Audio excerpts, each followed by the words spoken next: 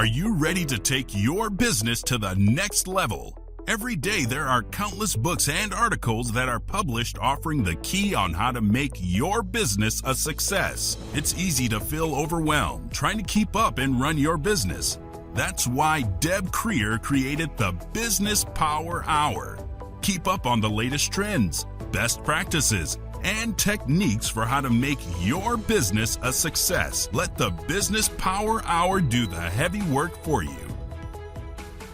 Good morning, good morning. I am Deb Creer, and I am passionate about giving professionals the tools that they need to make themselves and their businesses as successful as possible. And based just on our pre-conversations, we're going to have so much fun today. I love it when I have new guests on because I get to learn so much about them and find out that they're just so much fun.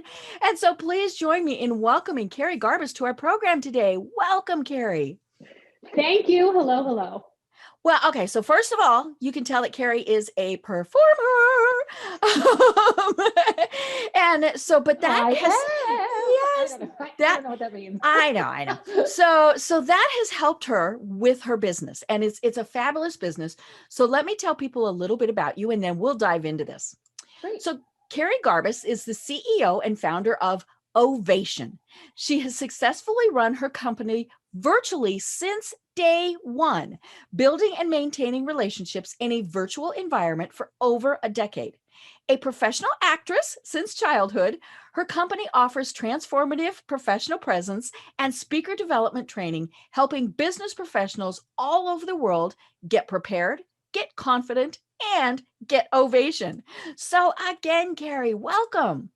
Thank you very much for having me. Great. Well, I always like to know how it is that our guests got to where they are today and discovered that this is your passion in life. So give us a little bit of your background. Sure, absolutely. So growing up on stages, basically live musical theater mostly. I've done a number of plays since and a little bit of television and film, but mostly musical theater. And I often consider myself sort of an accidental entrepreneur.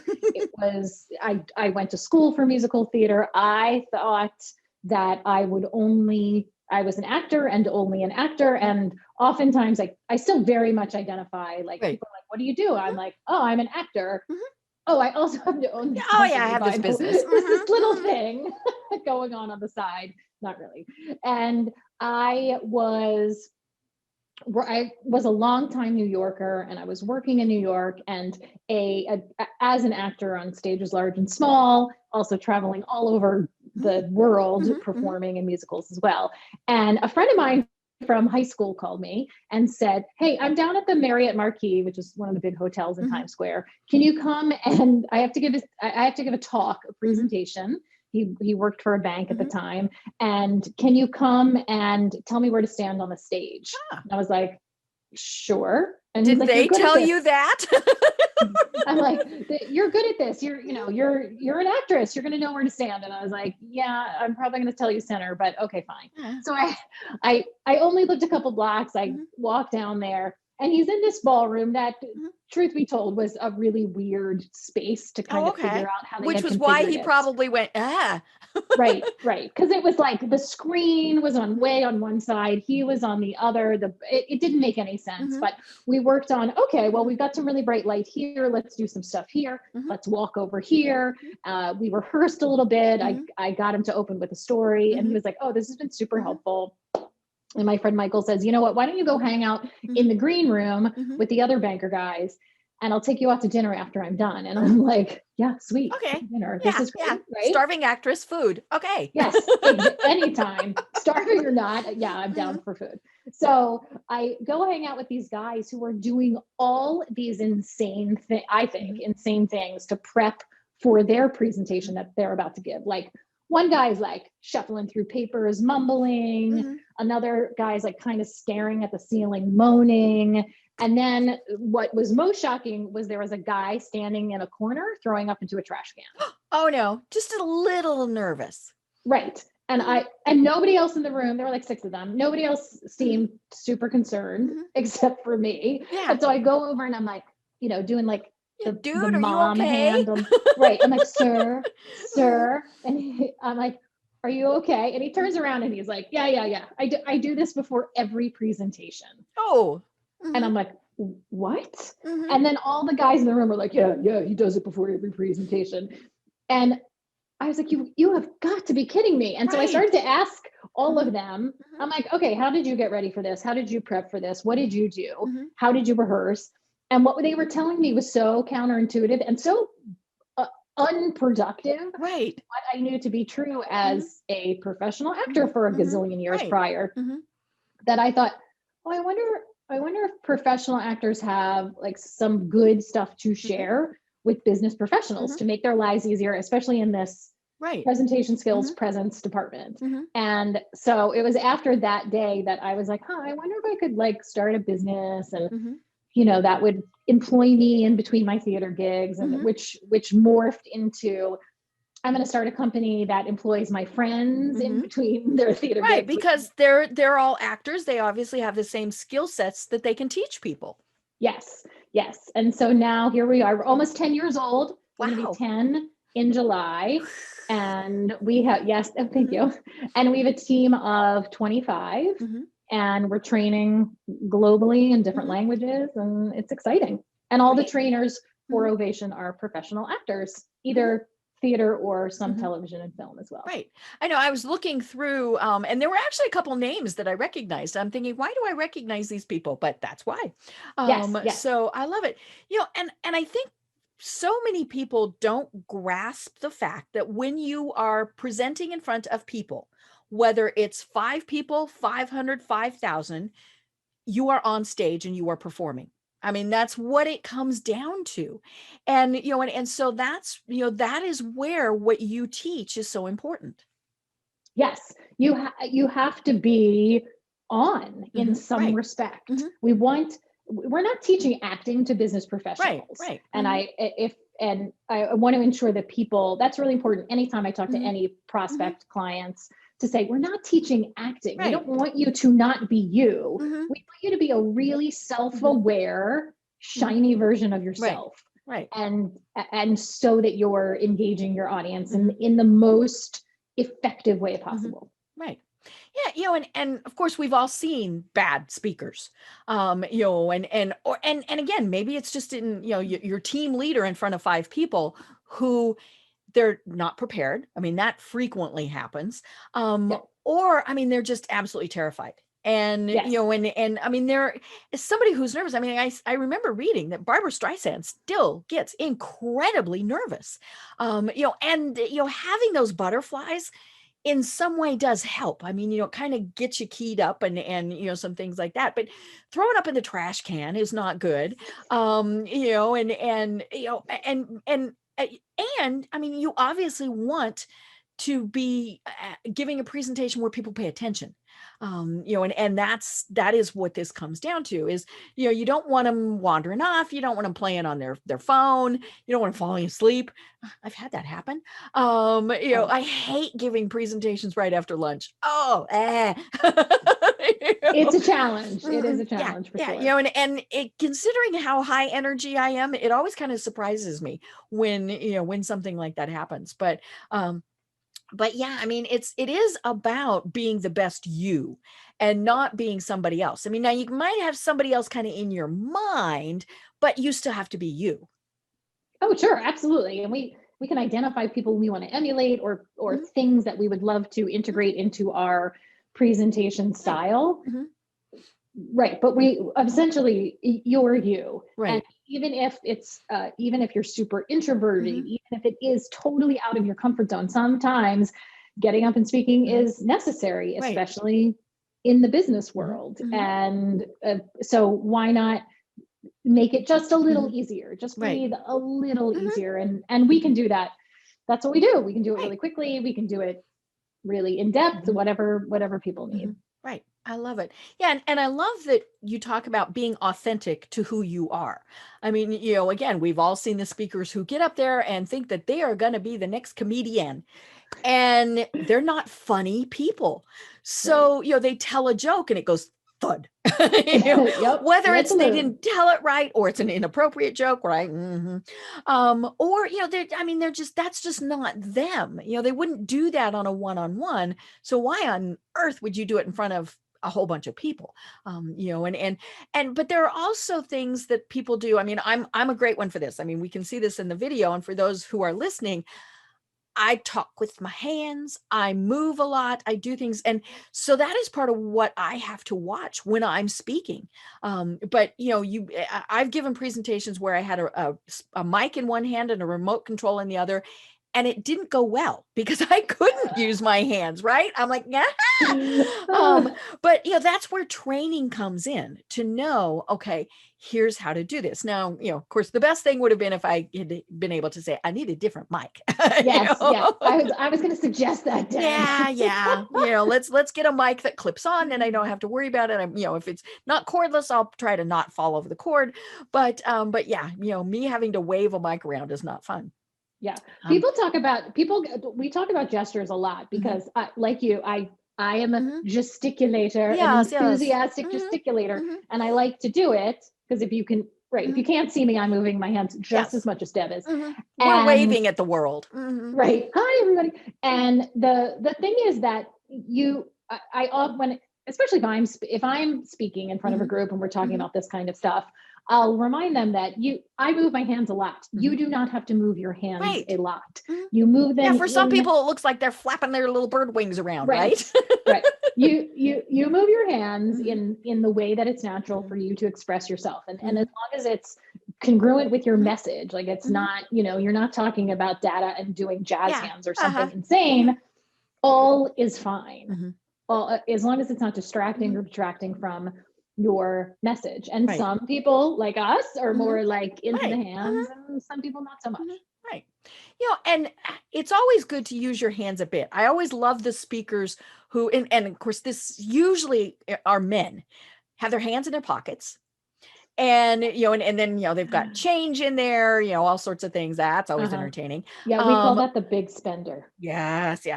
Or they stand. And there's only one way to put this. They stand in their little fig leaf pose. That's not probably how they stand normally, but that's part of their nerves. Or they've been told you need to stand still. And so they've clamped their little hands together and put them right in front of themselves or put their hands in their pockets. And, and you can tell they just look uncomfortable. Yes. And a lot of what we work on is finding a neutral position to go to in between versus a fig leaf or hands in pockets or something like that. And we'll work towards finding just a neutral position in between, which at first for a lot of people is super uncomfortable. Right. Oh yeah. If I have to put my hands down to my side and just kind of stand, I'm like, right. And we're just asking you to use, it's a millisecond reset. It's not to live in. We talk about like, this is not jail. You don't have to live here. This is a pass through situation rather than going to something that is distracting or going to bring, or more importantly, if we're in person, going to bring the audience's attention, as I like to say, downtown. We want the attention uptown. Yes. Also, that's why gestures help a lot. Like, hey, look, I'm pointing. Yes, look at my mouth. Right. Look at me. Look at me. I have to tell you, men are not the only people who do the fig leaf. Right. Oh yeah. Yeah. Because again, we don't know where to put our hands. And so we just clasp them in front of us and, there we are. So years ago, early on with Ovation, I was doing a lot of the training before I built up this fantastic staff that I have. And I was in a workshop, leading a workshop, and a woman got up to speak, and she did something I had never seen in my entire life. And she did, can you see this on the screen? Okay, so she's kind of making a little heart with her hands. Yes, so she was doing a heart instead of a fig leaf, and she was doing the heart downtown. Oh, okay. And so she was emphasizing. Yes, and it was like the fig leaf, it was kind of this nervous thing, and she wasn't aware of it. And we had recorded her and played it back, and of course her colleagues thought it was hilarious. Oh yes, and which didn't help matters, right? Right, of course. So I said, well, thank you so much for this example, this is going to be forever known to me as the heart. Mhm. So that as the lady version of the fig leaf. Well, Yes. wouldn't you know, like 6 years later, Mhm. I'm on an airplane Mhm. flying home from, I think actually from Atlanta. Mhm. And the heart woman gets on the flight. Oh no. She's walking down the aisle and I see her and I'm like, Yeah. my gosh, it is Barry Headed magazine. Barry Headed magazine. no. And she was like, she's pointing to me and she goes, you're from Ovation. Like she didn't remember my name, but she remembered the name of my company, Right. and that was Mhm. fine. Mhm. And she's like, I'm like, are you kidding? You're Amy. I am never gonna forget you. Mhm. You're from the such and such company. I'm not Uh-huh. telling that now in the story. Uh-huh. You're from such and such Mhm. company, Mhm. and I remember you. And she goes, because the heart. And I was like, yes. But she obviously remembered. Yes, yes. So yeah, watch where you place your hands. And I mean, it really is, and then of course we've got the podium huggers, right? Or the podium hider. I'm gonna hide behind the podium. And I don't like when I have to be behind a podium, and especially because if you have to be, because obviously I like to wander, I like to talk with my hands. More than once, I have knocked things off of the podium. The worst one was when I knocked a bottle of water back into me. Yes. And it went spush all over my front. And I looked down and went, good thing I have a blazer on. And I just buttoned my blazer up and we went merrily on. Oh, that's awesome. Perfect. But that's also part of what you have to work with people on is what to do when things go wrong. And that really is so critical. I mean, when I spilled water on myself, I could have gotten so embarrassed that I couldn't continue. I thought it was stupid and funny. But yeah, I mean, it's all of those things are just part of what you call having that professional presence. Yeah. So define that for us a little bit more. What is a professional presence? So professional presence is having an awareness of what you're doing, and so that when something goes awry or anything that you're so having the awareness to alter your behavior in the moment so that you can clearly communicate to this audience, whether that's one-on-one, in a meeting, a difficult conversation, or a big audience when you have spilled water all over yourself. Well, we just made a wet t-shirt contest, right? Yeah. Yes. So essentially, rather, we say, I got distracted by white. I'm sorry, I just set us off on squirrel. I mean, we're down a rabbit hole. That's a different kind of presence. This presence is, So essentially, people are like, well, what, because people are like, professional presence. Everybody talks about it. No one knows what it means. And I'm always like, but I know what it means. And how we define it is essentially awareness, behavior, and communication. Right. Having the awareness to alter your behavior so that you can communicate clearly in that moment. Right. Right. And it's interesting when I was thinking about this and looking through your information, we always have a professional presence. When we're in business, and so it's funny because we turn it on, we turn it off, we scale it up, we scale it down, depending on what it is that we're doing, but it is always there. And we think about people who, like I worked with a CEO one time who always was incredibly professional. He never, his language was never, shall we say, colorful. He I mean, he just always was very aware that he was the CEO of that organization. And it didn't matter if you saw him in the health club at our building or in the elevator or standing in front of everybody. He always had that very professional presence. And I'm sure that he worked very hard at maintaining that. But then we've also seen the people who you're never quite sure what you're going to get with them, right? And that's the important thing is that's what people have to work on. What is their presence going to be, as you said, in the variety of situations? I'm thinking back to, I'm giving my age away here, the Mary Tyler Moore episode where she's at the funeral for Chuckles the Clown and she gets the giggles. obviously that was a nervous reaction, but right. And then of course, when you start, you can't stop. Yes. And then of course other people join it. I mean, it's just one of those things. But part of that, I mean, it's just things happen, like we said, and so you have to deal with it. But when you have worked on your professional presence, you're able to get past those things. Yes, Or maybe never absolutely. even have them to start with. Yeah, or just be aware of what Mhm. what are the habits. Right. And first of all, the biggest takeaway is that if that you don't go to a clown funeral, you send a card. Just Yes. that's Yeah. my best No, professional. yeah. Chuckles the clown should have just been which, our sympathies to you card. Yes, yes, may he rest in peace. Mhm. And you have to, that's why I talk about the self-awareness piece is so Right. important, because you have to be aware of what are my habits in the moment. Mhm. And because, and it's the same, sort of the same thing about thinking about getting into that neutral position versus fig leaf or heart, Right. is because when we're nervous or Mhm. uncomfortable, because we're at a clown funeral, Mhm. that we, or something goes awry, there's a tech Mhm. snafu, Right. a lot of that Mhm. recently I've seen, it is that our presence Mhm. goes out of our brain. So Right. essentially, professional presence Mhm. is a big piece of that is emotional intelligence. Right. Mhm. And so our like technical aptitude and our emotional Mhm. intelligence are two completely different Mhm. buckets. And so if all of a sudden we have to try to solve a Mhm. problem, technical, something's on fire, Mhm. literally, figuratively, Right. where we go, the Mhm. emotional intelligence and the presence is going to go Mhm. out of your brain. Right. So you want to ensure now today that Mhm. you've got good habits in, or productive habits Right. in your muscle memory, Mhm. so that you are able to Mhm. be that CEO who's always professional. Right.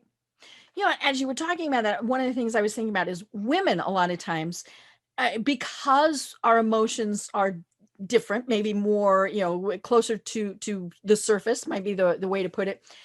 A lot of times what happens is we cry.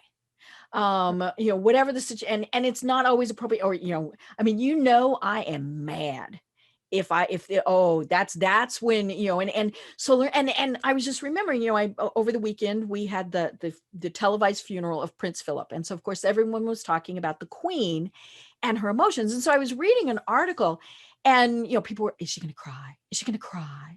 Yeah. And the articles were all talking about how she's obviously worked on this for 70, however, well, she's 95. I think her Right. birthday is today, right? She's 95 today. Oh, is it? I Oh. think so, yeah.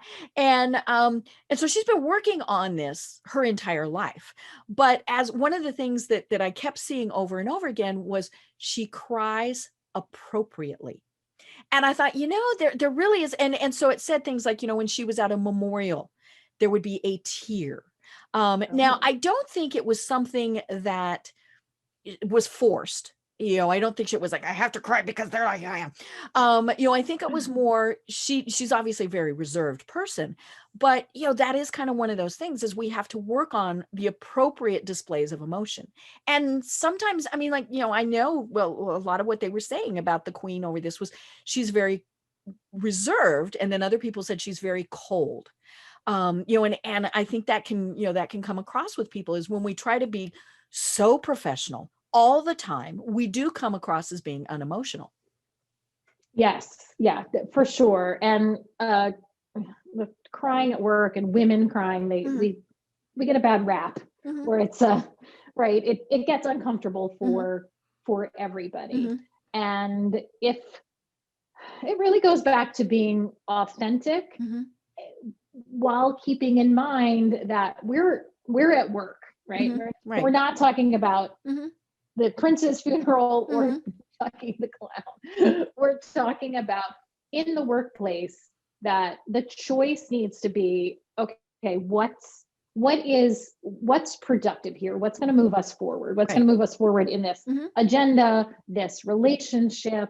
And that's really where you have to make the hard Mhm. choices of, okay, am I going to explode? Is my Mhm. amygdala, right, the Mhm. place in my brain that Right. harbors all my emotions, Mhm. gonna take over, and I'm gonna scream or punch Mhm. something or someone? Mhm. Or can I get less emotional in Mhm. this moment? And there's a lot of techniques we Mhm. work on actually at Ovation to get to move ahead Mm-hmm. in this relationship in Right. a way that's productive and essentially professional. Mm-hmm. Right. And it is difficult. And I don't care if you're a male or a female. I mean, there are just times where you want to get very angry, but that's not going to help. You might get a case of the giggles, but that's not going to help. But I think the key is, we've said it several times, we still have to be authentic. I mean, if you are, say, a hugger, then when all of a sudden, hello pandemic, when we can't do that, Right. it feels very stilted, right? And Yes. I mean, even thinking, gee, we can't really shake hands with people, or we do, and then we're going, disinfectant. Right. I mean, but that's what's hard, is when we have these situations forced on us. But we do have to be authentic. Yes.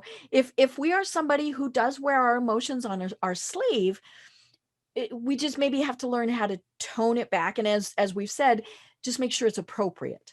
Right. Or step away when you need to. Right. I am, truth be told, hot tempered. Mm-hmm. I do. Ask my husband. Oh, I have red hair. Mm-hmm. Yeah. Yes. So, I definitely get, like, I get angry, and it is, I think, although I'm curious now, but if you asked my colleagues, I don't think that they would say, oh, she's so hot tempered, she gets angry really easily. Ask my husband. Yes.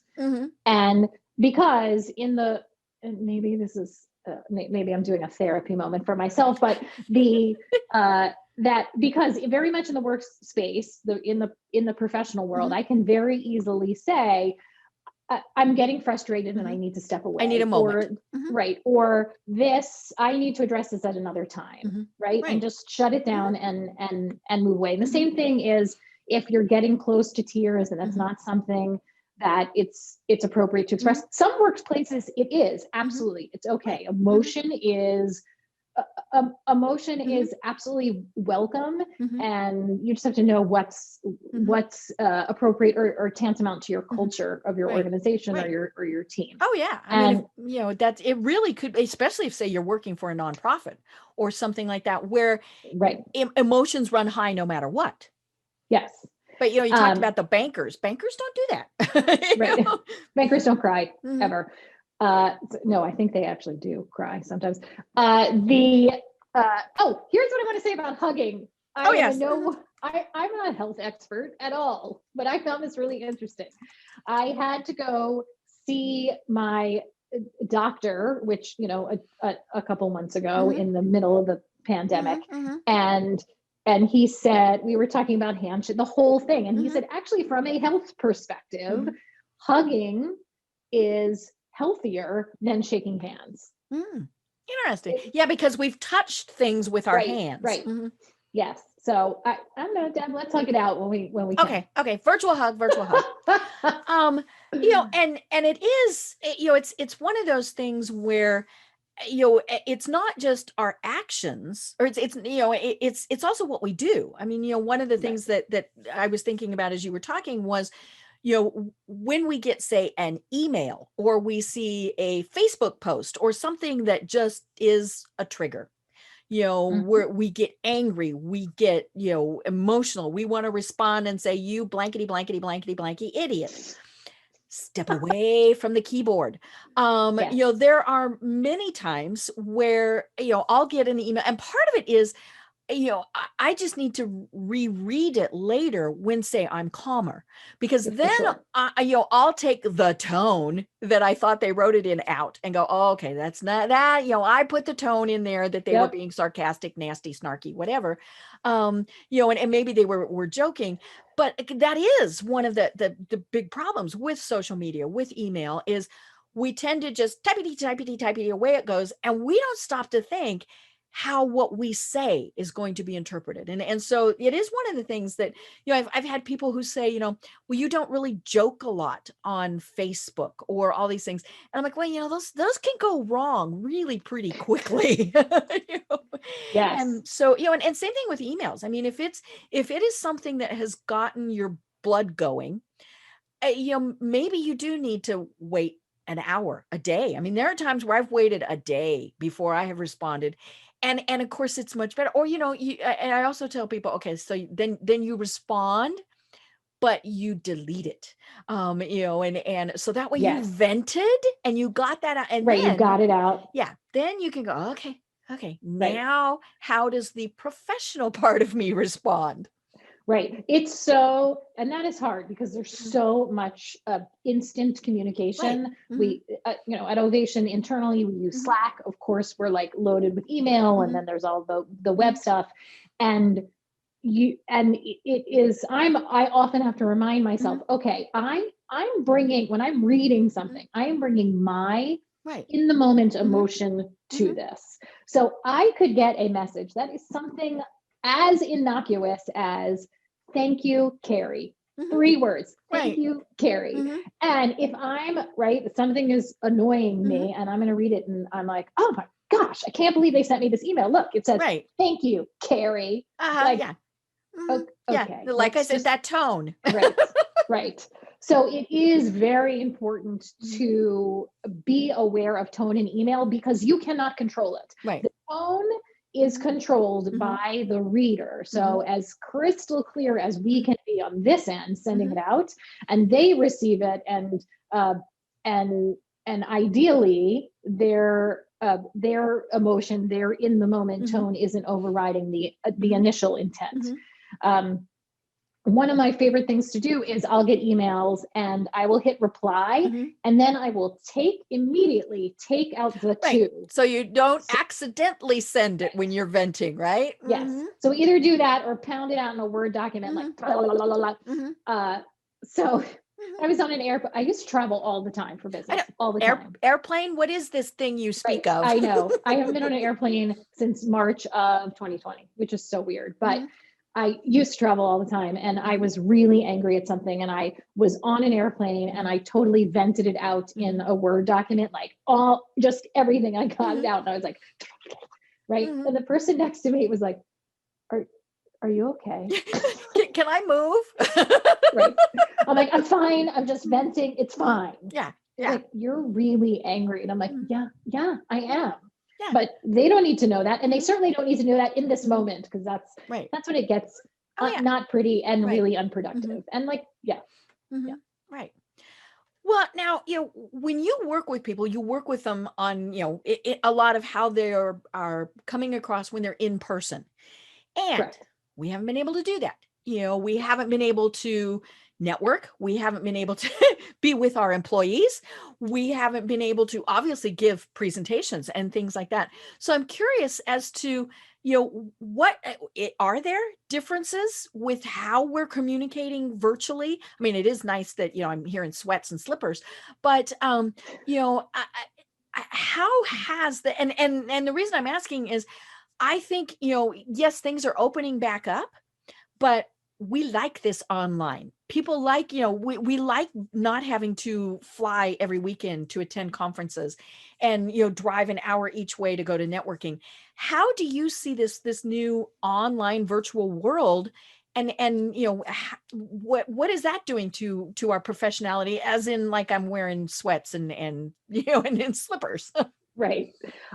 My opinion is that that virtual conferences, workplace, hybrid events, all of that stuff is here to stay. I foresee and am already seeing a resurgence, reinstatement of face-to-face events. Right. Wonderful. Hug it out, elbow 5, whatever you want to do. I don't do the kick thing. I fall over. Oh, right. So those absolutely are going to come back. We're going to have big in-person stuff happening again.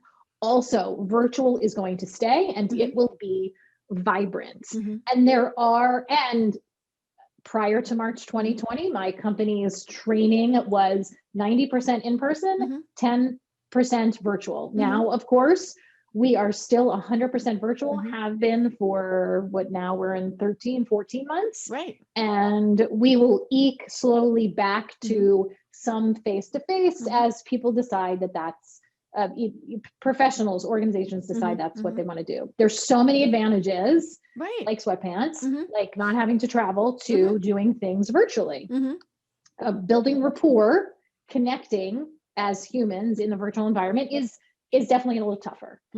In terms, but we're getting loads. That being said, we are getting loads and loads of speakers ready for virtual conferences, hybrid events, and we can also get people ready virtually for in person.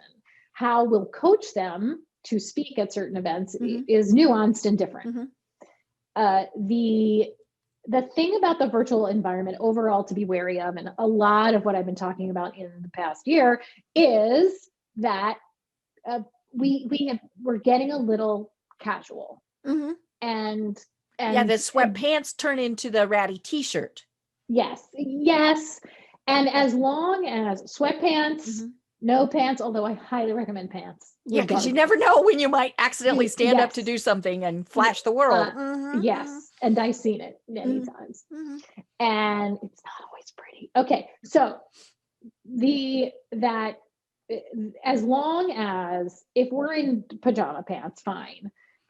As long as that's not like informing the rest of your presence, meaning that because I'm in pajamas, that I'm, if you're sprawling in your you'll chair. See me like I'm sitting back and I'm like, yeah. So I had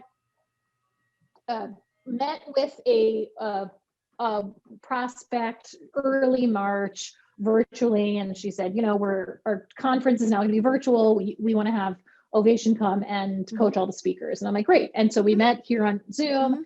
That's our go-to at Ovation. And, she's dressed like we are, business casual. Great. Nice. Okay. Wonderful. We had a second meeting like a month later to finalize the contract, get everything ready. And she is outside by her pool in her bathing suit. Oh, alrighty then. And I was fine with it because it is, she's my client, and I'm glad you're comfortable. I don't want me, my organization, and my brand represented in that way. So just my recommendation is, hey, keep this in mind. And that goes, to stuff behind you in your virtual environment as well. Like, make sure everything again is tantamount and expressing your brand, and that anything behind you is something that you're willing to talk about. For example, your adorable stuffed dog with the mask is like, so his name is Track. Yes, I love him. And he actually is when we travel, he is who posts on Facebook. He is hashtag Travis Travels. And so, but yes, he has his mask. I mean, he's being very safe, because, he can't get a shot. But yeah, so, but it's funny because, is that you mentioned it, because I've had a Zoom consultant. She was a guest on the program a couple of times. And, we talked about what people see and what image you have behind you.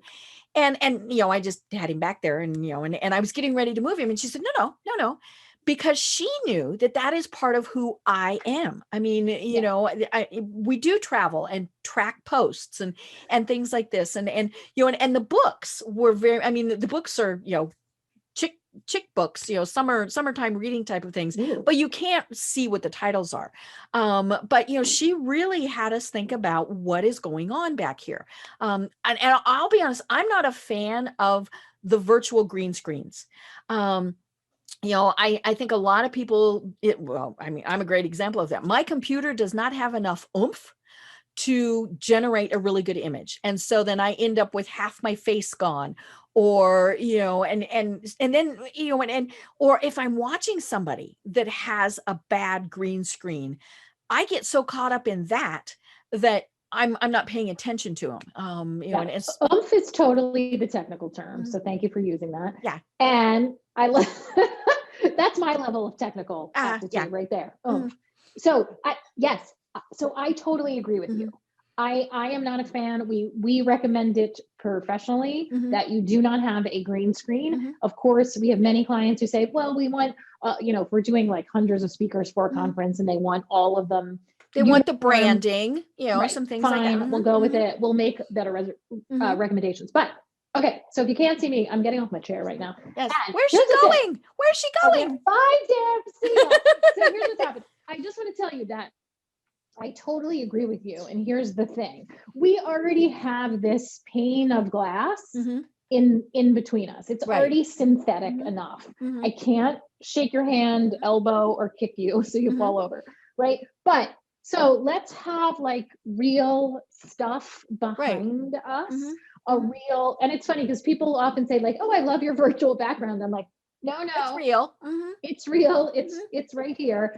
So I think it's crucial. Now, at the beginning of the pandemic, people are like, I got kids at home. I'm taking care of my parents. There's animals. I'm like, well, what, okay, fine. Do what you have to do. But we've been in this a year, folks. You don't need to be in your bedroom anymore. Or if you do, you can buy a nice, pretty screen that you put up. Yes. Yes. That's exactly what I say. And right. We've been here a while, and I thank you for saying that. That's exactly what we recommend. And that my chair is going to squeak, by the way, when I get on this. That's all right. As long as it doesn't pitch you off. We were talking about that earlier. Yes. By the way, it was challenging. So this is hot, right? I have the studio little thing that I'm high up. It was very challenging to find a high enough stool so that for longer conversations like this, I could sit and still be at eye level. But I found it a personal tip. Facebook Marketplace is the way to go. Yeah. Well, and a lot of things, like we said, we've been at this a year.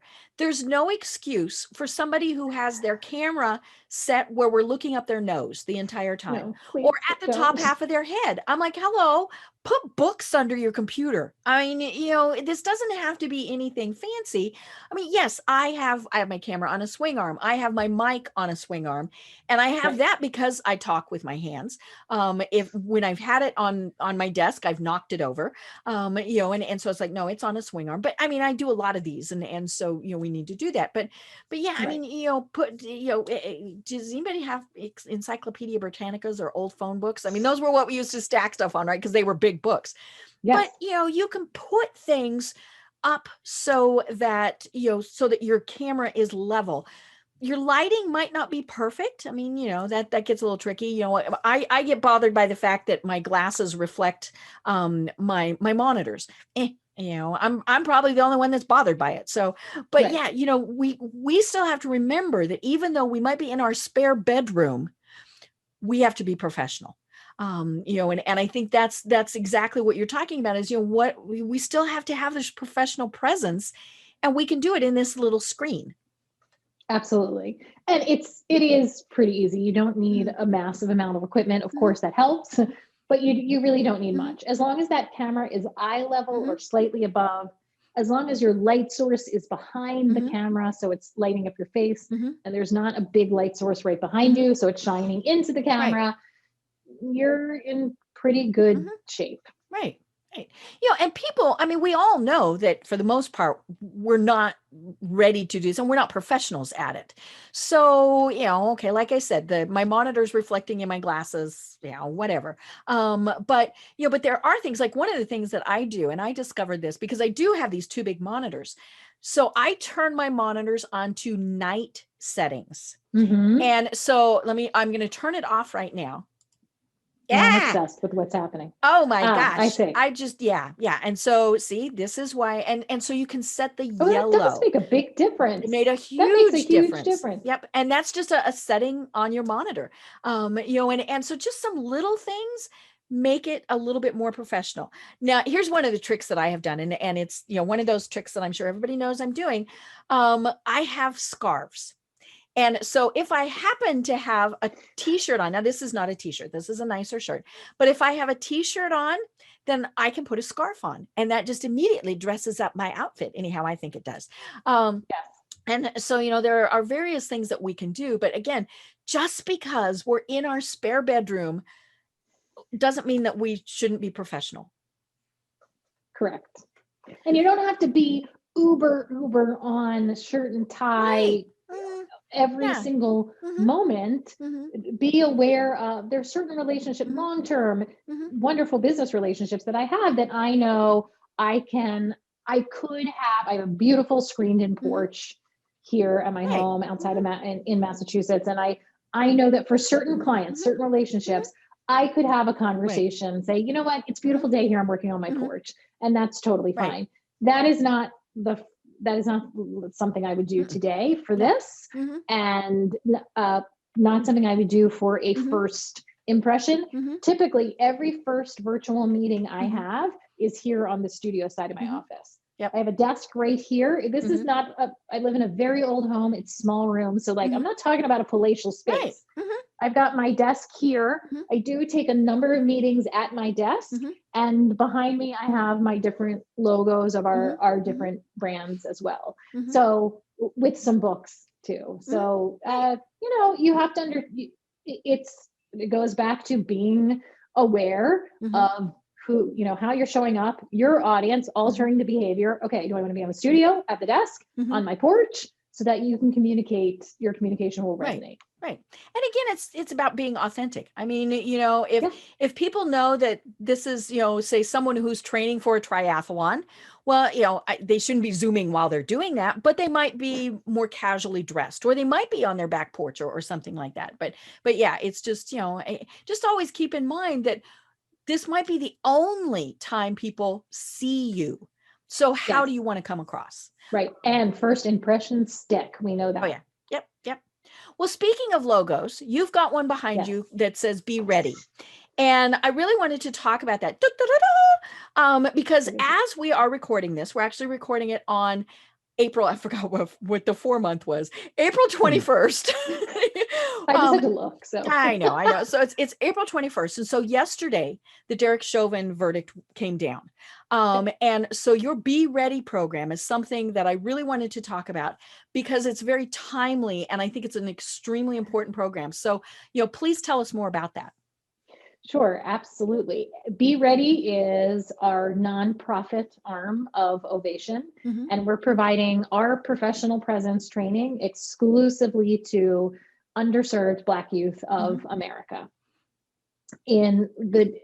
Back in May of last year, on the day that George Floyd was killed, I had a one-on-one meeting with one of my trainers, Jason Sanford, who's a man of color, and he was, as so many people across the country were, and he was extremely upset, despondent, couldn't get past it, and and he said to me, and I'll never forget it, he said, "It is a hard day to be a Black man." And I was, I just felt at a loss, and I wanted to help, and I wanted to do something that would make a difference, would make a change. And how could I, this at the moment dumb white woman, that's how I felt, what could I possibly do? And I asked him that. I said, what can we do? What could Ovation do to make this better in the world? And he said, "I'm so glad you asked." And it was Jason's idea. And he said, "I've had this idea. I'd love to take our professional presence training, modify it for a younger Black male audience, and create some programs around it." And I was like, yes, let's do it. So Jason, our trainer, Tracy Lee, got together, created this program specifically for young Black men. And we're going to be able to deliver this training program at no cost to those organizations. And we're so excited to have this launch. And yes, it's timely, especially with what's going on this week.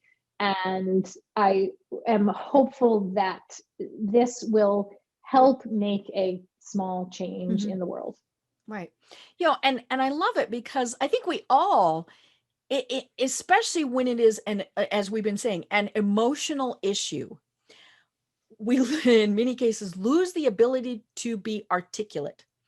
And it doesn't matter, what it is, but clearly all of these issues, I mean, they are things that, are so critically important to people.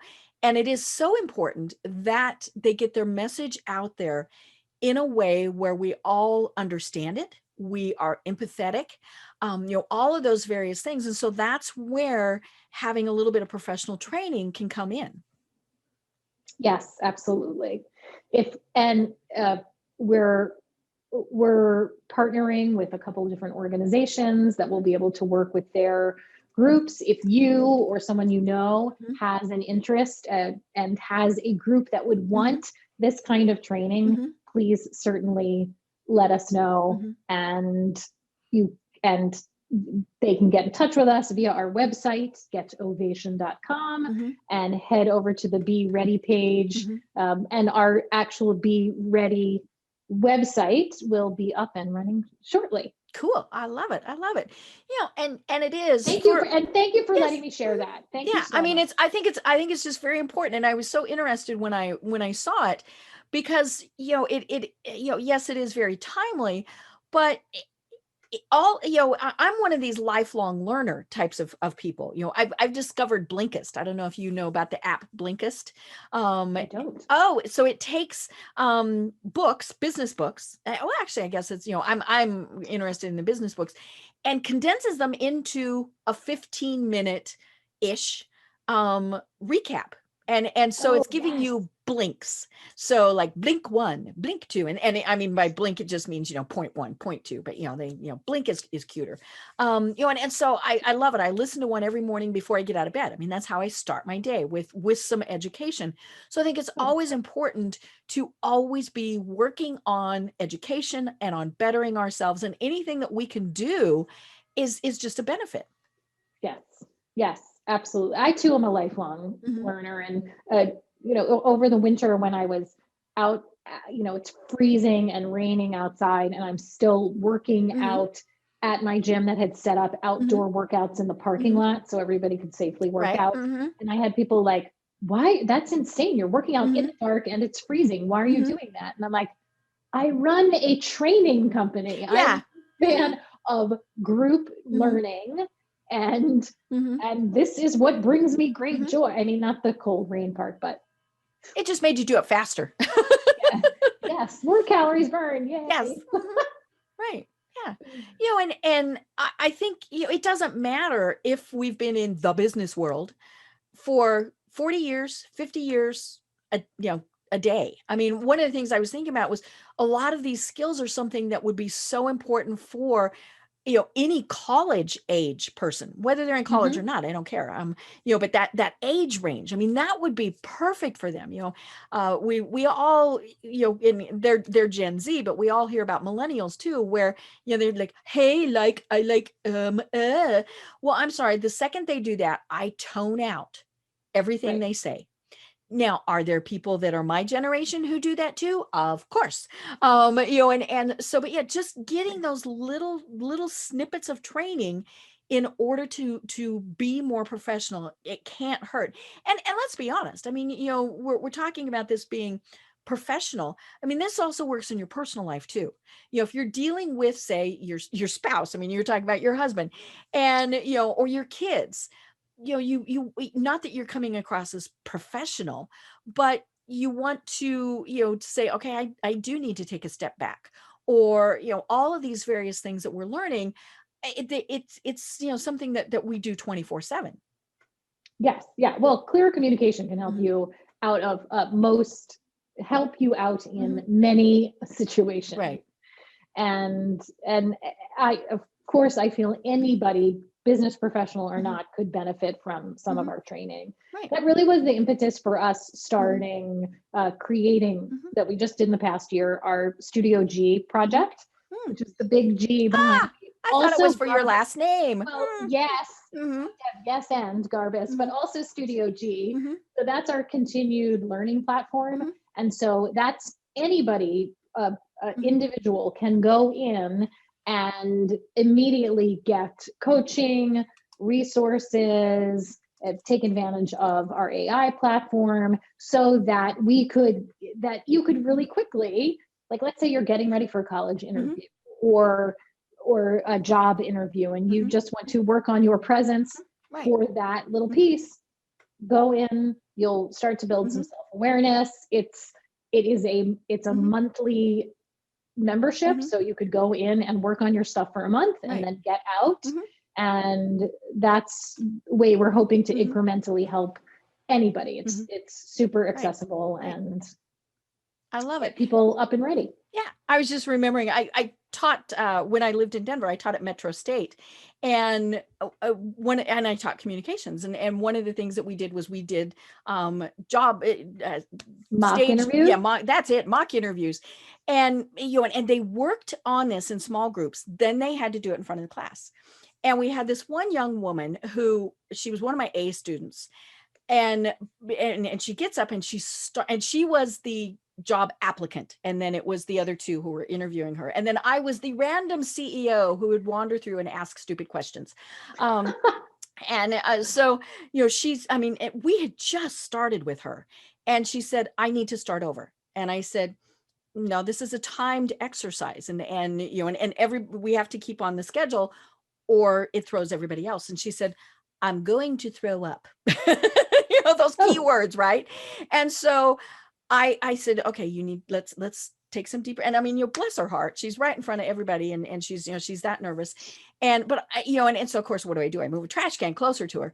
But I said, okay, we need to, let's, this is a very unthreatening environment, but let's, and so we got her calmed down. But one of the things that I suggested that she come talk to me in my office. And so one of the things that I talked to her about was, doing something like Toastmasters, just doing all sorts of things so that she got more comfortable with being in that situation. And the funny thing is she wanted a career in public relations. And I'm thinking, oh, darling, you need to work on this. But, we can all think that we're prepared and that we're ready, and then something happens, and that's where the training kicks in, and that's what gets us through things. yes. That, you know what, and Toastmasters was one of the inspirations Mhm. for starting Studio G. Mhm. Something a little more targeted and that will Mhm. get you there faster Right. than joining Right. a group like that. Mhm. I also love that we started the hour talking about throw up and now we've ended the I hour. know there seems to be a Throw up. theme. I I don't know mean, about that. I don't, that Yeah, was just a beautiful, also I know. It's disgusting. such, yeah, it's not a segue, it's just a great loop. Huh. So with that, now we're going to have a really bad segue. Tell us Yeah. more exactly about what your company does and how people work with you. Oh, thank you. I feel like I've talked a lot about that, so I'm always excited to talk more. I always say we're a communication skills training program. Obviously, we help with, as I've been talking about forever, professional presence and speaker development. Mhm. So we also can help individuals via Studio G, which I just talked a lot about. Well, we work with organizations, large and small. We sometimes partner with their learning and development Mhm. arm of the business. Mhm. We also help every year thousands of speakers get ready for conferences and events. So whether that's virtual, Mhm. hybrid, back to face, Mhm. if you've got speakers, we can get them ready and to confidently walk on stage, whatever type of stage Mhm. that is, very, very quickly. Great. I love it. And they find you where? At getovation.com. Perfect, perfect. And there's obviously lots of great information on here. I'm looking at all of this, and tons of great information. And I love that a lot of what you do is a monthly thing. So, you can go in, you can spiff up. I mean, there have been quite a few people who, because of the pandemic, have changed jobs, Yes. whether they transitioned, by choice or by not choice, or they started their own business and things. And so they're realizing, ooh, I need to spiff some things up, so they can contact you and go through Yep. that. Um, Absolutely. And another easy way to do that, if you find me on LinkedIn or on Facebook, mhm. just Kerri Garbis, you can every Tuesday, I do a Tip Tuesday. Perfect. And so I'll do a little snippet. If you just want a little refresher, if you just want to see me waving my hands insanely on camera for a couple minutes every Tuesday, if you follow me on Facebook or LinkedIn, Kerri Garbis, you will get that for free. Just I'll show up I awkwardly. love it. I love it. Well, we're almost at the top of the hour. So, do you have any final thoughts that you want to leave everyone with? Deb, you are fabulous. And my final thoughts are thank you for having me. This was delightful. We've talked about so many wonderful We're things. now best buds. Yes, I love it. We're going to hang out next time I'm in your area. And I would say just go, learn, do, and we're here to help if you need us. Perfect. I love it. Well, I have been having an absolutely wonderful time chatting with Kerri Garbis. We will do it again, because this is something that is obviously something that is ongoing. So we will definitely have you on again. Again, your website is getovation.com. Easy peasy, pretty easy to remember that. I'm Deb Creer. I've been having a great discussion with Kerri Garbis. And until next time, everyone have a great day.